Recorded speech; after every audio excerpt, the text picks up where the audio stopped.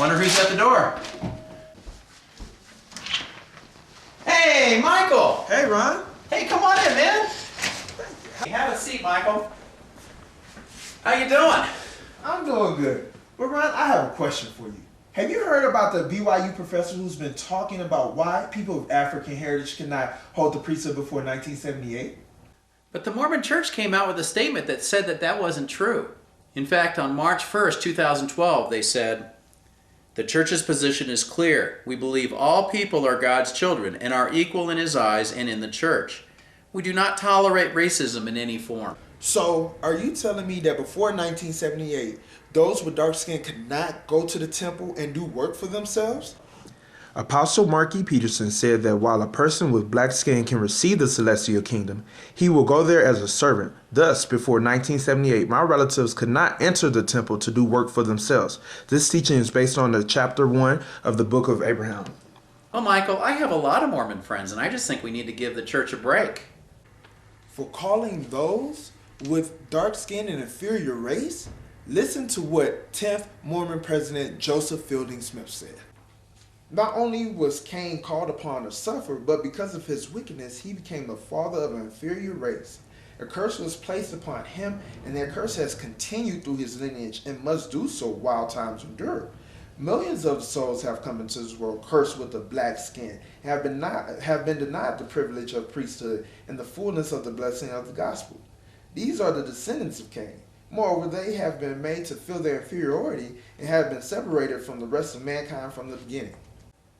How do you know he was speaking with the church authority? Well, if he doesn't have the authority as a general authority, then who does? If you do not believe that, then consider the words of Apostle George Richards, who gave a speech in a conference in October 1947. The Negro race have been forbidden the priesthood and the higher temple blessings, presumably because of their not having been valiant while in the spirit. It does not pay to be anything but valiant. And Apostle Bruce R. McConkie said, as a result of his rebellion, Cain was cursed with that dark skin. He became the father of the Negroes, and those spirits who are not worthy to receive the priesthood are born through his lineage. He became the first mortal to be cursed as a son of perdition. Come on, are you suggesting that the Mormon Church taught that those who have black skin were in rebellion to God? These were just apostles giving their opinions. Perhaps you heard of Second President Brigham Young, who said in 1863, "You see some classes of the human family that are black, uncouth, uncomely, disagreeable, and low in their habits, wild, and seemingly deprived of nearly all the blessings of the intelligence that is generally bestowed upon mankind. Until the last ones of the residue of Adam's children are brought up to that favorable position, the children of Cain cannot receive the first ordinances of the priesthood." That's just Brigham Young. Nothing like that was ever said by Joseph Smith. Actually, that's not true. Listen to the words of Joseph Smith. "Had I anything to do with the Negro, I would confine them by strict law to their own species and put them on a national equalization." This doctrine did not originate with President Brigham Young, but was taught by the prophet Joseph Smith.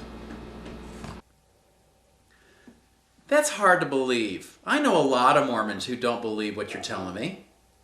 I agree it's not doctrine today, but it was taught before 1978.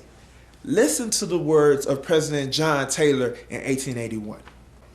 "And after the flood, we are told that the curse that had been pronounced upon Cain was continued through Ham's wife, as he had married a wife of that seed. And why did it pass through the flood? Because it was necessary that the devil should have a representation upon the earth as well as God?" The devil had a representative? Really? Once more, consider the words of Joseph Fielding Smith. There is a reason why one man is born black and with other disadvantages, while another is born white with great advantages. The reason is that we once had an estate before we came here and were obedient, more or less, to the laws that were given us there. Those who were faithful in all things there received greater blessings here, and those who were not faithful received less. So those with black skin were not as honorable as those with white skin? I'm just quoting the words of Mormon leaders. Once more, listen to the words of President Smith. No neutrals in heaven. There were no neutrals in the war in heaven. All took sides, either with Christ or with Satan. Every man had his agency there. And men receive rewards here based upon their actions there, just as they receive rewards hereafter for deeds done in the body. The Negro evidently is receiving the rewards he merits. You know, the way you're giving these quotes, you almost make the Mormon Church sound like it's somehow racist. Well, what's your take on this quote from Brigham Young? Shall I tell you the law of God in regard to the African race? If the white man who belongs to the chosen seed mixes his blood with the seed of Cain, the penalty under the law of God is death on the spot. This will always be so.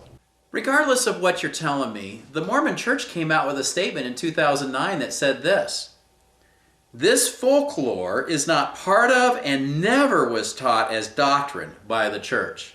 From the March 1st, 2012 statement, it reads like this: "It is not known precisely why, how, or when this restriction began in the church, but what is clear is that it ended decades ago.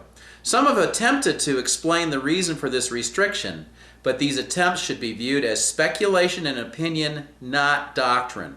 The church is not bound by speculation or opinions given with limited understanding."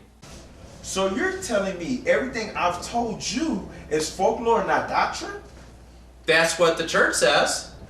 Well, then I got one final question for you.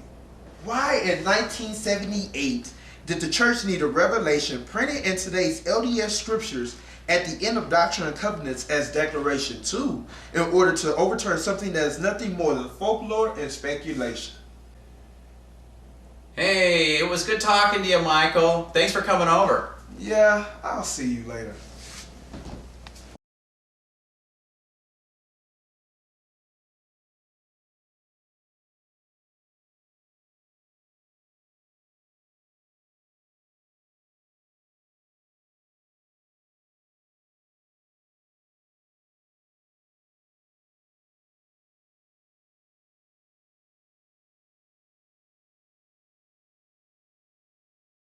Folklore?